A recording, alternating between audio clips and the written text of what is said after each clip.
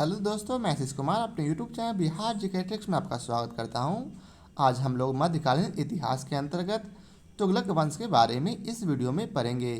तो यदि आप लोगों ने अब तक हमारा channel Bihar GK tricks subscribe नहीं किया है तो इसे सब्सक्राइब कर लें, साथ ही बेल आइकन को जरूर दबाएं। तो आइए वीडियो को स्टार्ट करते हैं। सबसे पहले हम लोग इसके नोट्स को पढ़ेंगे। तो आइए इसके नोट्स को पढ़ते हैं। अलाउद्दीन के सेनापतियों में गयासुद्दीन तुगलकिया गाजी मलिक तुगलक वंश का प्रथम शासक था। उसने तुगलक वंश की स्थापना की। उसकी माता हिंदू जाट महिला थी तथा पिता एक करौना तुर्क था जो बलबन का दास था। गयासुद्दीन तुगलक अलाउद्दीन खिलजी के शासनकाल में कई महत्वपूर्ण अभियानों का अध्यक्ष था तथा उसे दीपालपुर का राज्यपाल नियुक्त किया गया था। 29 अवसरों पर उसने मंगोलों के विरुद्ध युद्ध किया, उन्हें भारत से बाहर खदेड़ा, इसलिए वह मलिक उल गाजी के नाम से प्रसिद्ध हुआ। खुसरो शाह को समाप्त करके उसने दिल्ली के सिंहासन पर अधिकार कर लिया तथा 8 सितंबर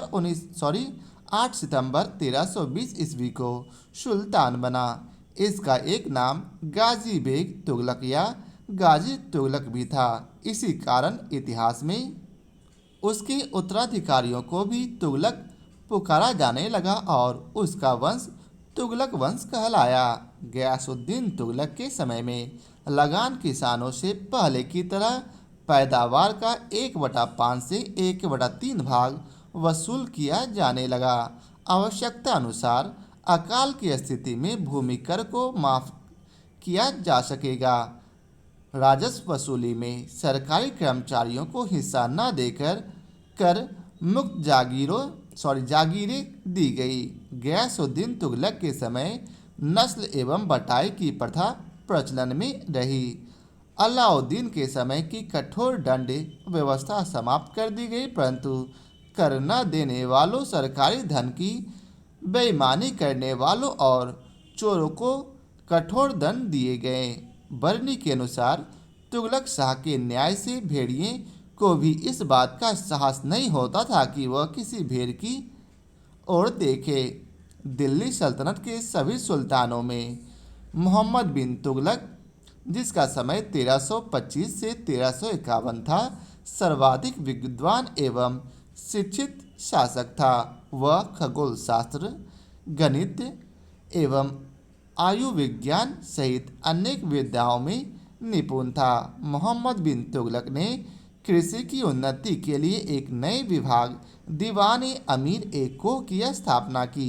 इस विभाग का मुख्य कार्य कृषकों को प्रत्यक्ष सहायता देकर सभी भूमि कृषि कार्य के अधीन लाना था। 60 वर्ग मील की भूमि का एक लंबा टुकड़ा इस कार्य के लिए चुना गया। भूमि पर कृषि सुधार किए गए और फसल चक्र के अनुरूप हेर फेर के साथ विभिन्न फसलों की खेती की गई।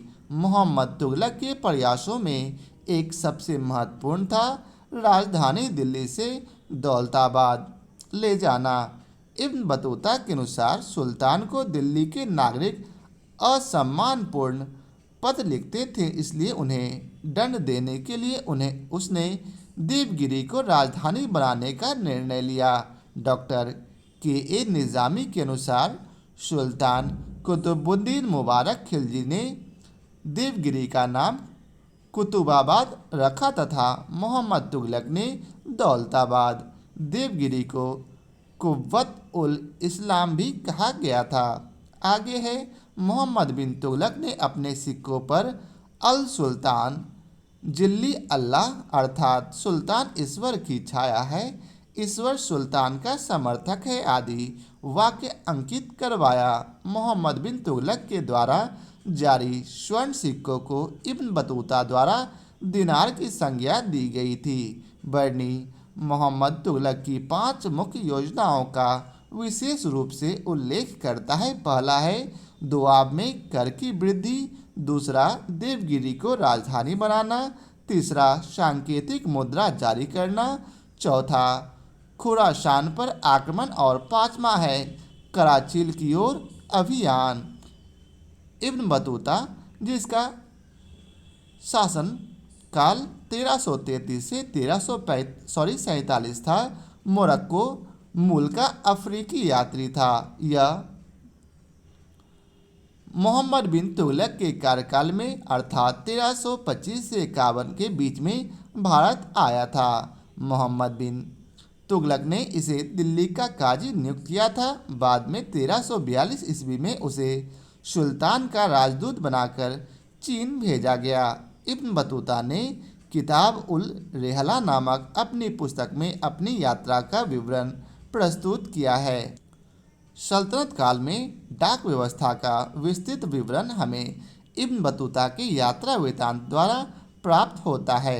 दिल्ली के सुल्तानों में मोहम्मद बिन तुगलक प्रथम सुल्तान था जो हिंदुओं के त्योहारों, मुख्यतः होली में भाग लेता था। उसने गैर तुर्कों और भारतीय मुसलमानों को भी सरकारी पदों पर नियुक्त किया था, जिसके कारण बर्नी ने उसकी कटु आलोचना की और ऐसे व्यक्तियों को छिछोरा, माली, जुलाहा, नाई, रसोइया आदि कहा। 20 मार्च 1351 को मोहम्मद बिन तुगलक की मृत्यु हो गई। उसके निधन पर बदायूं ने लिखा है कि सुल्तान को उसकी प्रजा से और प्रजा को अपने सुल्तान से मुक्ति मिल गई। फिरोज शाह तुगलक ने सामान्य लोगों की भलाई के लिए कुछ उपकार के कार्य किए थे। नियुक्ति के लिए एक दफ्तर अर्थात रोजगार दफ्तर खोलकर तथा प्रत्येक मनुष्य के गुण एवं योग्यता की पूरी जांच पड़ताल के बाद यथासंभव अधिक से अधिक लोगों को नियुक्ति देकर उसने बेकारी अर्थात बेरोजगारी की समस्या को हल करने का प्रयास किया। फिरोज शाह तुगलक संतों एवं धार्मिक व्यक्तियों को जागीर एवं संपत्ति दान करता था। उसने एक विभाग दीवान खैरात स्थापित किया था जो गरीब मुसलमानों, अनाथ स्त्रियों एवं विधवाओं को आर्थिक सहायता देता था और निर्धन मुसलमान लड़कियों के विवाह की व्यवस्था करता था। राज्य के खर्च पर हज की व्यवस्था करने वाला पहला भारतीय शासक फिरोज तुगलक था। उसने दारुल सफ़ा नामक एक खैराती अस्पताल की स्थापना भी की थी और उसमें कुशल हकीम रखे। फिरोज शाह तुगलक को दासों का बहुत शौक था। उसके दासों की संख्या संभवतः 1,80,000 तक पहुंच गई थी। उनकी देखभाल के लिए एक पृथक विभाग अर्थात दीवाने बंदगान का गठन किया गया था। आगे है सल्तनत काल में सर्वप्रथम फिरोज शाह तुगलक ने ही लोक निर्माण विभाग की स्थापना की थी। कहा जाता है कि फिरोज ने 300 नवीन नगरों का निर्माण करवाया। उसके द्वारा बसाए गए नगरों में फतेहाबाद, हिसार, फिरोजपुर, जौनपुर और फिरोजाबाद प्रमुख थे।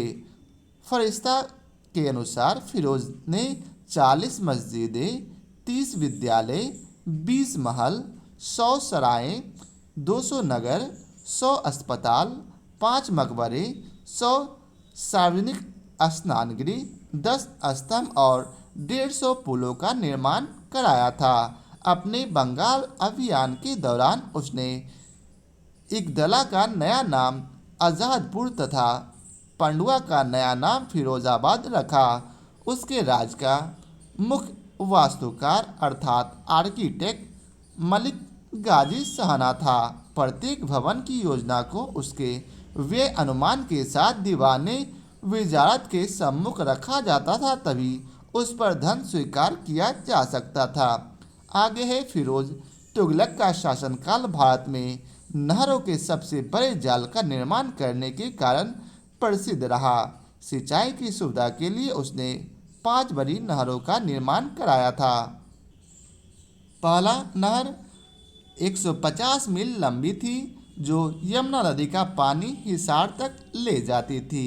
वहीं दूसरी नहर 96 मील लंबी थी जो सतलज से घाघरा तक जाती थी। तीसरी नहर सिरमौर की पहाड़ियों से निकलकर हांसी तक जाती थी। चौथी नहर घाघरा से फिरोजाबाद तक जाती थी और पांचवी नहर यमुना नदी से फिरोजाबाद तक जाती थी। आगे है, फिरोज तुगलक ने सिंचाई और यात्रियों की सुविधा के लिए 150 कुएं भी खुदवाए। फरिश्ता के अनुसार फिरोज ने सिंचाई की सुविधा के लिए विभिन्न स्थानों पर 150 बांधों और 30 झीलों अथवा जल को संग्रह करने के लिए तालाबों का निर्माण करवाया। फिरोज तुगलक उलेमा वर्ग की स्वीकृति के पश्चात हक ए सर्व नामक सिंचाई कर लगाने वाला दिल्ली का प्रथम सुल्तान था। उन किसानों को जो सिंचाई के लिए शाही नहरों का पानी प्रयोग में लाते थे, अपनी पैदावार का 1/10 भाग सरकार को देना पड़ता था। फिरोज तुगलक द्वारा ब्राह्मणों पर भी जजिया लगाया गया था। उल्लेखनीय है कि उस समय तक ब्राह्मण इस कर से मुक्त रखे गए थे। फिरोज शाह तुगलक ने बागवानी में अपनी अभिरुचि के कारण दिल्ली के निकट 1200 नए फलों के बाग लगवाए। उसने अपने बागों में फलों की गुणवत्ता सुधारने के भी उपाय किए थे। फिरोज शाह तुगलक द्वारा अशोक के 2 स्तंभों को मेरठ एवं टोपरा अर्थात जो अब अंबाला जिले में है से दिल्ली लाया गया। टोपरा वाले स्तंभ को महल तथा फिरोजाबाद की मस्जिद के निकट पुनः स्थापित कराया गया। मेरठ वाले स्तंभ को दिल्ली के वर्तमान बाड़ा हिंदू राव अस्पताल के निकट एक टीले कसके शिकार या आखेट स्थान के पास पुनः स्थापित कराया गया। दिल्ली के सुल्तान फिरोज तुगलक ने इस उद्देश्य से एक अनुवाद विभाग की स्थापना की थी कि उससे हिंदू एवं मुस्लिम दोनों संप्रदायों के लोगों में एक दूसरे के विचारों की समझ बेहतर हो सके। उसने कुछ संस्कृत ग्रंथों का भी फारसी में अनुवाद भी करवाया था। नसीरुद्दीन महमूद, जिसका समय 1394 से 1412 ईस्वी था, तुगलक वंश का अंतिम शासक था। इसके शासनकाल में ख्वाजा जहां ने जौनपुर के स्वतंत्र राज्य की स्थापना की। पंजाब का सूबेदार खिज खां स्वतंत्र होकर दिल्ली को प्राप्त करने के लिए प्रयत्न करने लगा। फिरोज के एक अन्य पुत्र नुसरत शाह ने नासिरुद्दीन की चुनौती दी। फलस्वरूप तुगलक वंश 2 भागों में विभाजित हो गया और दोनों शासकों ने एक ही साथ दिल्ली के छोटे से राज्य पर शासन किया। नासिरुद्दीन दिल्ली में रहा और नुसरत शाह फिरोजाबाद में। नासिरुद्दीन महमूद के शासनकाल में मध्य एशिया के महान मंगोल सेना नायक तैमूर ने भारत पर आक्रमण किया। कब किया था? तो 1398 ईस्वी में। यह कथन इसी शासक के लिए प्रचलित था। शहंशाह की सल्तनत दिल्ली के पालम तक फैली हुई है। तैमूर के आक्रमण अर्थात 1398 ईस्वी में दिल्ली सल्तनत एवं तुगलक वंश दोनों को ही नष्ट कर दिया। 1412 ईस्वी में नासिरुद्दीन महमूद की मृत्यु के साथ ही तुगलक वंश का अंत हो गया। 1413 ईस्वी में सरदारों ने दौलत खां को दिल्ली का सुल्तान चुना, परंतु उसे खिज खां ने पराजित कर दिया। वह तैमूर द्वारा नियुक्त लाहौर का सूबेदार था। तैमूर के आक्रमण के बाद 1414 ईस्वी में उसने दिल्ली पर अधिकार कर एक नए वंश सैयद वंश की नींव डाली। अब आइए चलते हैं इसके प्रश्न को उसको देखते हैं। तो पहला प्रश्न है, अलाउद्दीन खिलजी के निम्न सेनाध्यक्षों में से कौन सा तुगलक वंश का प्रथम सुल्तान बना? तो इसका उत्तर है गाजी मलिक। अलाउद्दीन के सेनापतियों में गयासुद्दीन तुगलक या गाजी मलिक तुगलक वंश का प्रथम शासक था। उसने तुगलक वंश की स्थापना की। गयासुद्दीन तुगलक अलाउद्दीन खिलजी के शासनकाल में कई महत्वपूर्ण अभियानों का अध्यक्ष था तथा उसे दीपालपुर का राज्यपाल नियुक्त किया गया था। 29 अवसरों पर उसने मंगोलों के विरुद्ध युद्ध किया। उसने भारत से बाहर खदेड़ा, इसलिए वह मलिक उल गाजी के नाम से प्रसिद्ध हुआ।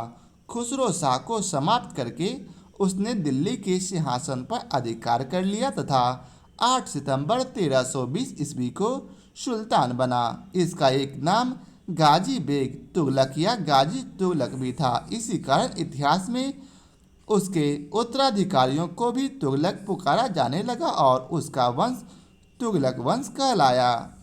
अगला प्रश्न है, गाजी मलिक किस वंश का संस्थापक था? तो इसका उत्तर है तुगलक वंश का। अगला प्रश्न है, कृषि को समुन्नत करने के लिए नहर खुदवाने के संदर्भ में 13वीं शताब्दी का निम्नलिखित में पहला शासक कौन होने का श्रेय किसे दिया जाता है? तो इसका उत्तर है सी, गयासुद्दीन तुगलक।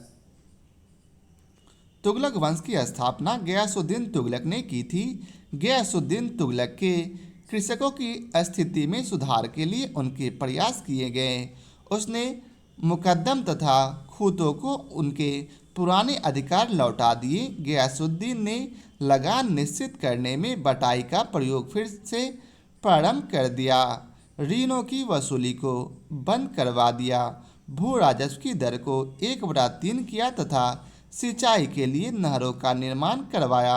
सिंचाई हेतु नहर निर्माण कराने वाला गयासुद्दीन पहला शासक था। अब अगला प्रश्न है, किस वंश के सुल्तानों ने सबसे अधिक समय तक देश में राज किया? तो इसका उत्तर है तुगलक वंश। गुलाम वंश के सुल्तानों ने 1206 से 1290 ईस्वी तक शासन किया। खिलजी वंश ने 1290 से 1320 ईस्वी तक शासन किया। लोदी वंश के शासकों ने 1451 से 1526 ईस्वी तक शासन किया और तुगलक वंश के शासकों ने 1320 से 1412 ईस्वी तक शासन किया। इस प्रकार तुगलक वंश का शासन सबसे दीर्घकालिक था। अब अगला प्रश्न है, दिल्ली सल्तनत का सर्वाधिक विद्वान शासक जो खगोल शास्त्र, गणित एवं आयुर्विज्ञान सहित अनेक विद्याओं में माहिर था वह था? तो इसका उत्तर है मोहम्मद बिन तुगलक। दिल्ली सल्तनत के सभी सुल्तानों में मोहम्मद बिन तुगलक सर्वाधिक विद्वान एवं शिक्षित शासक था। वह खगोल शास्त्र, गणित एवं आयुर्विज्ञान सहित अनेक विद्याओं में निपुण था। अगला प्रश्न है, अमीर एक को ही एक नया विभाग किस सुल्तान द्वारा शुरू किया गया था? तो इसका उत्तर है मोहम्मद बिन तुगलक। मोहम्मद बिन तुगलक ने कृषि की उन्नति के लिए एक नए विभाग दीवान अमीर एक को की स्थापना की।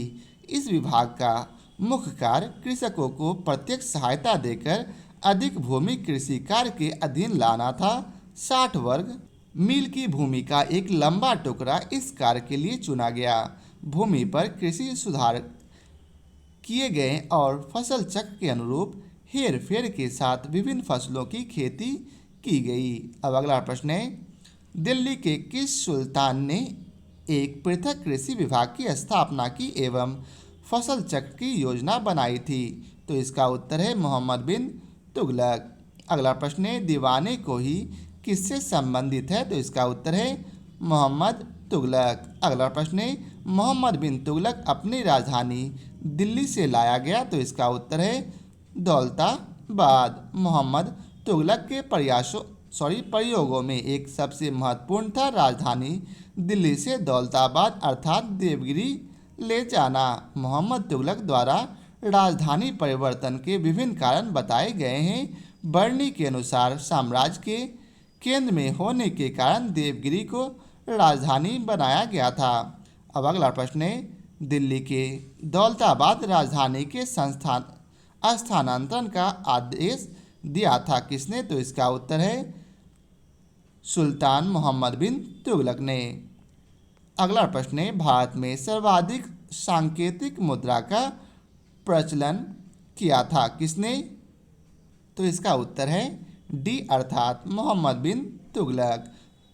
मोहम्मद तुगलक ने अपने समय में विभिन्न प्रकार के सिक्के चलाए और उन सभी का उचित मूल्य निश्चित किया, परंतु सांकेतिक मुद्रा का प्रचलन उसकी एक विशेषता रही। बर्नी के कथानुसार खजाने में चांदी की कमी और साम्राज्य विस्तार की नीति को कार्य रूप में परिणत करने की वजह से मोहम्मद बिन तुगलक को सांकेतिक मुद्रा चलानी पड़ी। ईरान में कैरवात खां के समय में सांकेतिक मुद्रा चलाई गई थी, यद्यपि वहाँ यह प्रयोग असफल हुआ था। परंतु चीन में कुबलाई खां के समय में सांकेतिक मुद्रा का प्रयोग सफलतापूर्वक किया गया था। संभवतः नवीन अन्वेषणों का प्रयोग करने वाले मोहम्मद तुगलक ने उन देशों से प्रेरणा प्राप्त की। आधुनिक इतिहासकारों का यह भी कहना है कि उसके समय में संपूर्ण विश्व में चांदी की कमी हो गई थी और भारत में तो बहुत ही कमी थी। इस कारण उसने सांकेतिक मुद्रा चलाई थी। अगला प्रश्न है, निम्नलिखित में से कौन पहला सुल्तान था जिसने भारत में सांकेतिक मुद्रा का प्रचलन किया? तो इसका उत्तर है मोहम्मद बिन तुगलक। मोहम्मद तुगलक का शासनकाल क्रांतिकारी योजनाओं के लिए जाना जाता है, जिसमें उसकी प्रमुख योजना मुद्रा व्यवस्था से संबंधित थी। सुल्तान ने तांबे तथा इससे मिश्रित कांसे के सिक्के जारी किए, जिसका मूल्य तत्कालीन जारी चांदी के सिक्कों के बराबर था, जिसे सांकेतिक मुद्रा कहा गया। ऐसा प्रयोग करने वाला मोहम्मद बिन तुगलक भारत का पहला सुल्तान था। यह योजना बाजार में अव्यवस्था उत्पन्न होने के कारण असफल रही थी। अब अगला प्रश्न है जिसमें आपको कथन और कारण दिए गए हैं। कथन ए में बतलाया गया है, मोहम्मद बिन तुगलक ने एक नए स्वर्ण सिक्का जारी किया जो इब्न बतूता द्वारा दिनार कहलाया गया। वही कारण आ रहे हैं, मोहम्मद बिन तुगलक पश्चिम एशियाई तथा उत्तरी अफ्रीका देशों के साथ व्यापार में अभिवृद्धि के लिए स्वर्ण सिक्कों की टोकन मुद्रा जारी करना चाहता था। तो इसका सही उत्तर है सी, अर्थात ए सही है परंतु आर गलत है। मोहम्मद बिन तुगलक के द्वारा जारी स्वर्ण के सिक्कों को इब्न बतूता द्वारा दिनार की संज्ञा दी गई थी। मोहम्मद बिन तुगलक अपनी सैन्य शक्तियों में अभिवृद्धि के लिए तांबे के सिक्कों की टोकन मुद्रा जारी करना चाहता था, न कि पश्चिम एशियाई देशों तथा उत्तरी अफ्रीकी देशों के साथ व्यापार करने के लिए स्वर्ण का टोकन मुद्रा। अतः कथन ए सही है परंतु कारण आर गलत है। अगला प्रश्न है, मध्यकालीन यात्री एवं लेखक इब्न बतूता किस देश का निवासी था? तो इसका उत्तर है मोरक्को। अगला प्रश्न है, निम्न कथनों पर विचार कीजिए। कथन ए में बतलाया गया है, मोहम्मद तुगलक की प्रतीक मुद्रा योजना असफल सिद्ध हुई। कारण आर है, मोहम्मद तुगलक का मुद्रा निर्गमन पर उचित नियंत्रण नहीं था। तो इसका सही उत्तर है ए, अर्थात ए और आर दोनों सही हैं और आर सही व्याख्या है ए की। बर्नी मोहम्मद तुगलक की 5 मुख्य योजनाओं का विशेष रूप से उल्लेख करता है। पहला, दोआब में कर की वृद्धि। दूसरा, देवगिरी की राजधानी बनाना। तीसरा, सांकेतिक मुद्रा जारी करना। चौथा, खुरासान पर आक्रमण। और पांचवा, कराचिल की ओर अभियान। सांकेतिक मुद्रा या प्रतीक मुद्रा योजना की असफलता का मुख्य कारण सिक्का ढालने पर राज्य का नियंत्रण न होना। प्रतीक मुद्रा का मुख चांदी के मुद्रा के मूल के बराबर रखा गया, जिसके कारण अनेक जाली टकसाल बन गए। लगान जाली सिक्कों से दिया जाने लगा। अगला प्रश्न है, मूर देश का यात्री इब्न बतूता किसके शासनकाल में भारत आया था? तो इसका उत्तर है मोहम्मद बिन तुगलक। इब्न बतूता मोरक्को मूल का अफ्रीकी यात्री था। यह मोहम्मद बिन तुगलक के कार्यकाल में भारत आया। मोहम्मद बिन तुगलक ने इसे दिल्ली का काजी नियुक्त किया था। अगला प्रश्न है, इब्न बतूता भारत में किसके शासनकाल में आया था? तो इसका उत्तर है मोहम्मद बिन तुगलक। अगला प्रश्न है, किसके शासनकाल में डाक व्यवस्था का विस्तृत विवरण दिया है? तो इसका उत्तर है इब्न बतूता। सल्तनत काल में डाक व्यवस्था का विस्तृत विवरण हमें इब्न बतूता की यात्रा वृत्तांत द्वारा प्राप्त होता है। यह मोरक्को के तांजीर प्रदेश का निवासी था और मोहम्मद तुगलक के शासनकाल में भारत आया था। किताब उल रेहला उसकी प्रसिद्ध पुस्तक है। अगला प्रश्न है, कश्मीर घाटी के अंतिम मुस्लिम शासक यूसुफ शाह चक, जिसके मुगल सम्राट अकबर द्वारा बिहार में निर्वासित किया गया था, दफन है। तो इसका उत्तर है नालंदा में। कश्मीर घाटी के अंतिम मुगल शासक यूसुफ शाह चक, जिसे मुगल सम्राट अकबर द्वारा निर्वासित किया गया था, यूसुफ शासक की मृत्यु 1592 ईस्वी में निर्वासन के दौरान बिहार में हुई, जिसे नालंदा में दफनाया गया था। अगला प्रश्न है, होली त्यौहार के सार्वजनिक उत्सव में भाग लेने वाला दिल्ली का प्रथम सुल्तान कौन था? तो इसका उत्तर है बी, मोहम्मद बिन तुगलक। दिल्ली के सुल्तानों में मोहम्मद बिन तुगलक प्रथम सुल्तान था जो हिंदुओं के त्योहारों मुख्तिया होली में भाग लेता था। अगला प्रश्न है, दिल्ली के किस मुस्लिम शासक के निधन पर एक इतिहासकार ने कहा, राजा को प्रजा से मुक्ति मिली व उसे राजा से? तो इसका उत्तर है मोहम्मद बिन तुगलक के बारे में।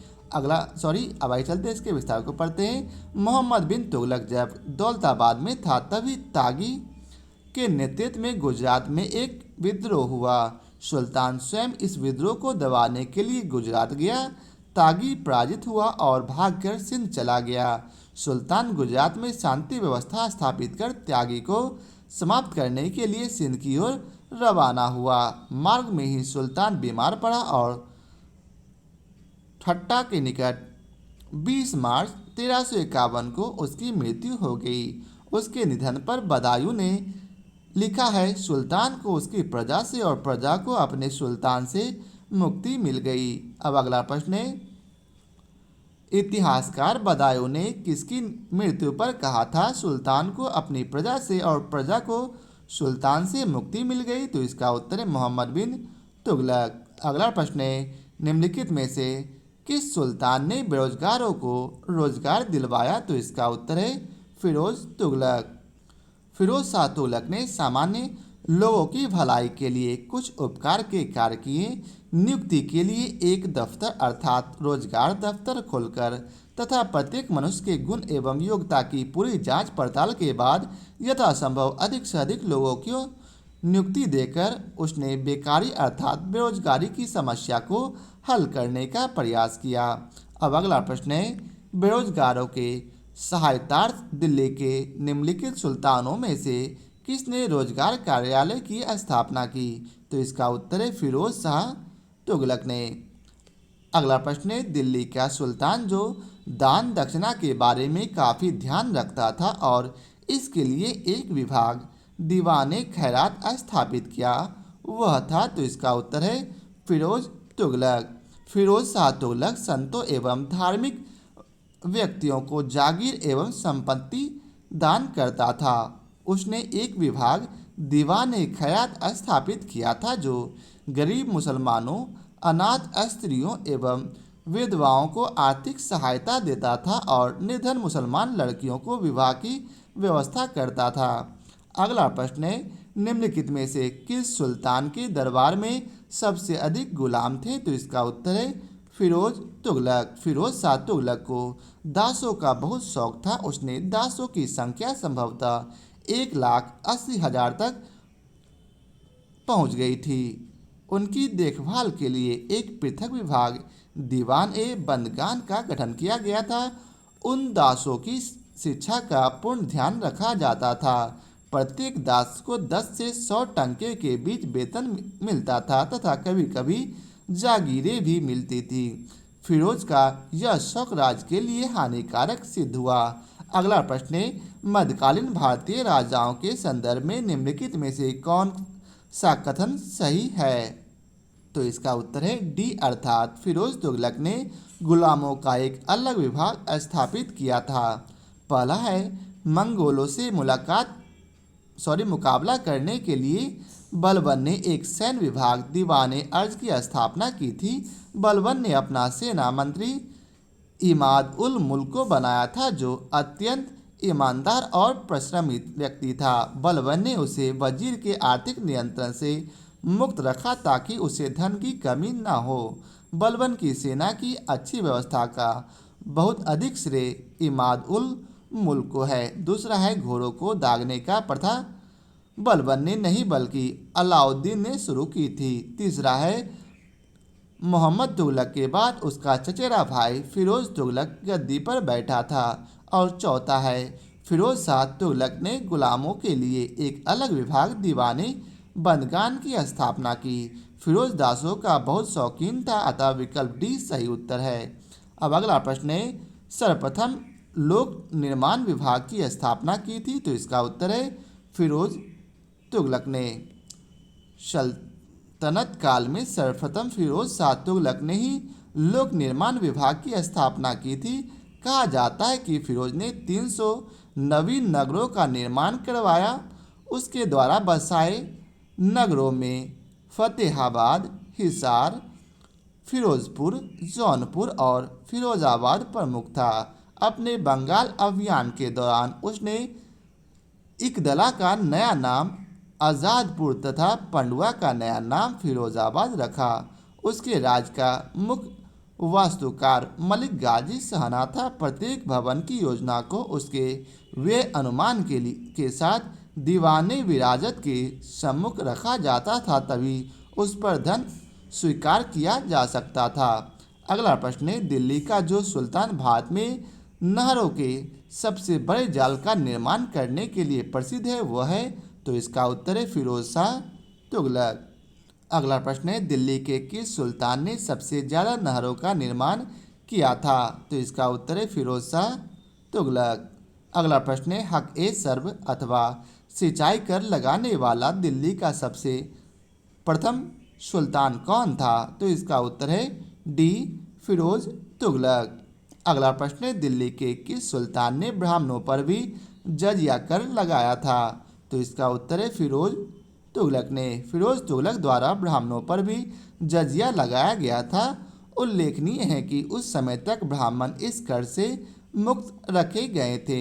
फिरोज के इस कदम के विरुद्ध दिल्ली के ब्राह्मणों ने भूख हड़ताल की थी तथा अंत में दिल्ली के अन्य हिंदुओं ने ब्राह्मणों के हिस्से का जजिया स्वयं देने का निर्णय लिया था।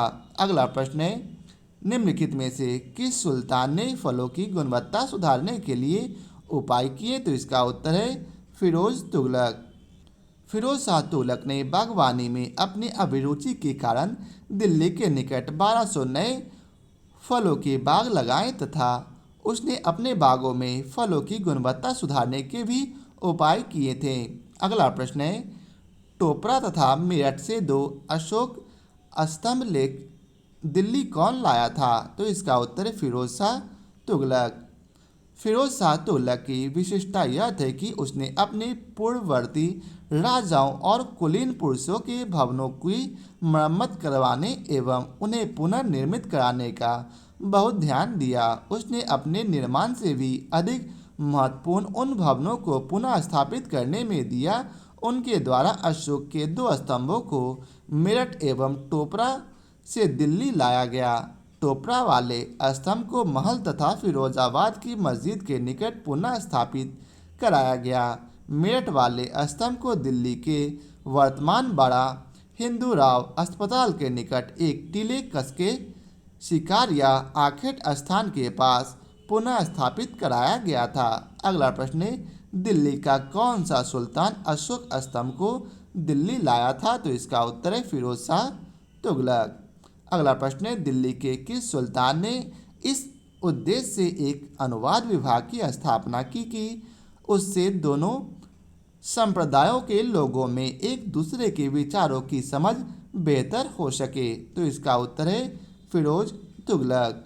दिल्ली के सुल्तान फिरोज तुगलक ने एक अनुवाद विभाग की स्थापना की थी जिससे कि उससे हिंदू एवं मुस्लिम दोनों संप्रदायों के लोगों में एक दूसरे के विचारों की समझ बेहतर हो सके। उसने कुछ संस्कृत ग्रंथों का फारसी में अनुवाद भी करवाया था। अगला प्रश्न है, राज के खर्च पर हज की व्यवस्था करने वाला पहला भारतीय शासक था? तो इसका उत्तर है बी अर्थात फिरोज तुगलक।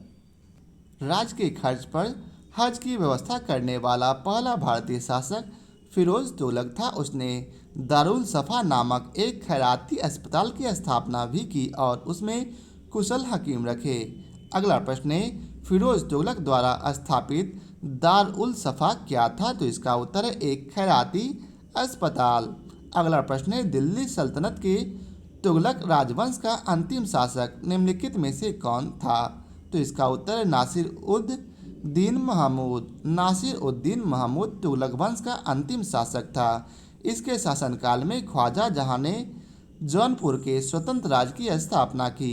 पंजाब का सूबेदार खिज खां स्वतंत्र होकर दिल्ली को प्राप्त करने के लिए प्रयत्न करने लगा। फिरोज के एक अन्य पुत्र नुसरत शाह ने नासिरुद्दीन को चुनौती दी। फलस्वरूप तुगलक वंश दो भागों में विभाजित हो गया और दोनों शासकों ने एक ही साथ दिल्ली के छोटे से राज्य पर शासन किया। नासिरुद्दीन दिल्ली में रहा और नुसरत शाह फिरोजाबाद में। नासिरुद्दीन महमूद के शासनकाल में मध्य एशिया के महान मंगोल सेनानायक तैमूर ने भारत पर आक्रमण किया। यह कथन इसी शासक के लिए प्रचलित था। शहंशाह की सल्तनत दिल्ली से पालम तक फैली हुई थी। अगला प्रश्न है, तैमूर ने किसके शासनकाल में भारत आक्रमण किया था? तो ये है स्टार मार्क्स। तो आइए चलते इसके विस्तार को पढ़ते हैं। भारत पर तैमूर का आक्रमण वस्तुतः तुगलक शासक नासिरुद्दीन महमूद के काल में 1398 ईस्वी में हुआ था। भारत पर आक्रमण करने के उद्देश्यों को तैमूर ने स्वयं स्पष्ट किया था। उनमें से एक था काफिरों से युद्ध तथा उनका विनाश तथा दूसरा था धन प्राप्ति। जनवरी 1399 में तैमूर फिरोजाबाद, मेरठ, हरिद्वार, कांगड़ा और जम्मू होता हुआ वापस लौटा। जाने से पहले उसने खिज खां को मुल्तान, देपालपुर और लाहौर का सूबेदार नियुक्त किया। उपरोक्त समस्त प्रश्नगत विकल्प गलत हैं। अब अगला प्रश्न है, तैमूर लंग ने किस वर्ष भारत पर आक्रमण किया था? तो इसका उत्तर है 1398 में। अगला प्रश्न है, तैमूर के आक्रमण के बाद भारत में किस वंश का राज स्थापित हुआ? तो इसका उत्तर है सैयद वंश का। तैमूर के आक्रमण ने दिल्ली सल्तनत एवं तुगलक वंश दोनों को ही नष्ट कर दिया। 1412 ईस्वी में नासिरुद्दीन महमूद की मृत्यु के साथ ही तुगलक वंश का अंत हो गया। 1413 ईस्वी में सरदारों ने दौलत खां को दिल्ली का सुल्तान चुना, परंतु उसे खिज खां ने पराजित कर दिया। वह तैमूर द्वारा नियुक्त लाहौर का सूबेदार था। तैमूर के आक्रमण के बाद 1414 ईस्वी में उसने दिल्ली पर अधिकार कर एक नए वंश सैयद वंश की नींव डाली। अब अगला प्रश्न है, निम्न को उसने उनके काल क्रमानुसार क्रमबद्ध कीजिए। तो इसका सही उत्तर है सी, अर्थात 1 2 3 4, अर्थात रुकनुद्दीन सबसे पहले, उसके बाद मुबारक खां, फिर फिरोज शाह तुगलक और चौथे नंबर पर है आलम शाह, जिसका समय अंतराल आपको यहाँ दिया गया है। रुकनुद्दीन 1236 ईस्वी में इल्तुतमिश की मृत्यु के बाद शासक बना, जबकि इल्तुतमिश ने रजिया को अपना उत्तराधिकारी नियुक्त किया था। मुबारक खां 1316 ईस्वी में मुबारक खिलजी के नाम से दिल्ली का सुल्तान बना। फिरोज शाह तुगलक 1351 से 1388 ईस्वी तक दिल्ली का सुल्तान रहा था तथा सैयद वंश शासक आलम शाह 1445 से 1451 ईस्वी तक दिल्ली का सुल्तान था। तो ये था घटनाचक्र का तुगलक वंश। तो आशा करता हूँ आप लोगों को हमारा यह वीडियो पसंद आया हो, तो इसे लाइक और शेयर जरूर करें। बहुत बहुत धन्यवाद।